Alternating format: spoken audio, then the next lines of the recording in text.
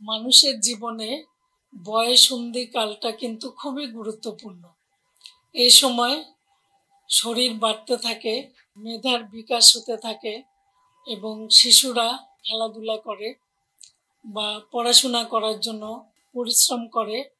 সবকিছু মিলিয়ে তাদের শরীর গঠন এবং তাদের শক্তির জন্য খাবার এই সময় খুবই প্রয়োজন হয়।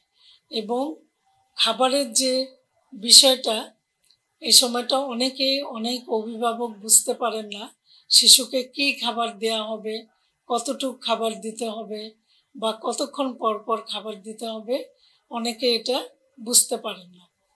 সেজন্য বলছি যে শিশুর খাবার তাদের পছন্দ অনুযায়ী দিন এবং তাদেরকে বেশি বেশি প্রোটিন বা আমিষ জাতীয় খাবার বেশি দিতে হবে এবং সব ধরনের খাবারে তাদেরকে অভ্যাস করাতে হবে।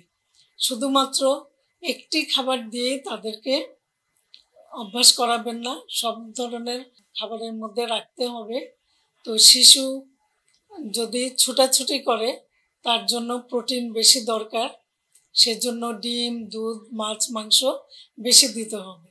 আজকাল আমরা যেটা দেখি, অনেক সময় দেখা যায় শিশুদেরকে শুধুমাত্র ফার্মের মুরগি দেয়া হয়। ফার্মের মুরগি দেওয়ার এটা পিছনে একটা কারণ আছে, যে শিশু কাঁটা বেছে মাছ খেতে পারে না। এই কারণে মুরগির বিষয়টা কিন্তু চলে আসে।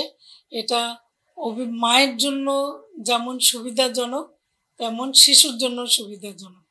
কাঁটা বাছার ঝামেলা করতে হয় না।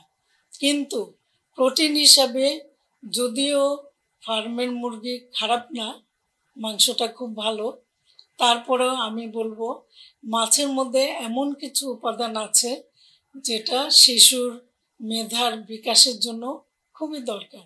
সেজন্য শিশুকে মাছ খাওয়ানোর অভ্যাস করাতে হবে, তাহলে তার মেধাটা আরো বাড়বে। তারপরে আছে ডাল, দুধ। অনেক শিশু আছে দুধ খেতে চায় না, তাহলে আমরা কিভাবে তাকে দুধ খাওয়াতে পারি?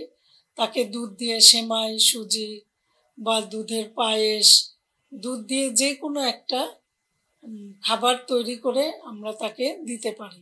অনেক শিশু আছে মানে দুধ একদম পছন্দই করে না, খেতেই চায় না, কিন্তু তাকে তার শরীর গঠন, তার দাঁতের গঠন, হাড় শক্ত হওয়ার জন্য তার কিন্তু দুধটা খুব প্রয়োজন।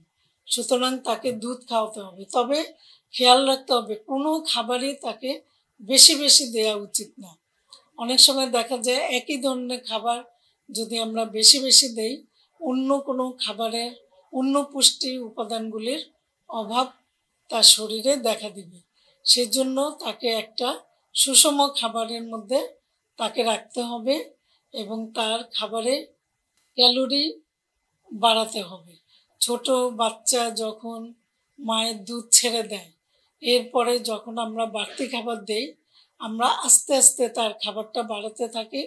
যখন সেই স্কুলে যাওয়া শিখে, পড়াশোনা করতে শিখে, খেলাধুলা করতে শিখে, তখনও কিন্তু তার খাবারটা আমরা আরো বেশি করে দেওয়ার চেষ্টা করি। তাহলে বাড়ন্ত বয়সে শিশুর বৃদ্ধির জন্য যেমন খাবার দরকার, তার বেঁচে থাকার জন্য খাবার দরকার, তার শরীরের শক্তির জন্য খাবার দরকার, তার কোষের ক্ষয়পূরণের জন্য খাবার দরকার। তার মানে শিশুর খাবারের দিকে আমাদের খুবই খেয়াল রাখতে হবে।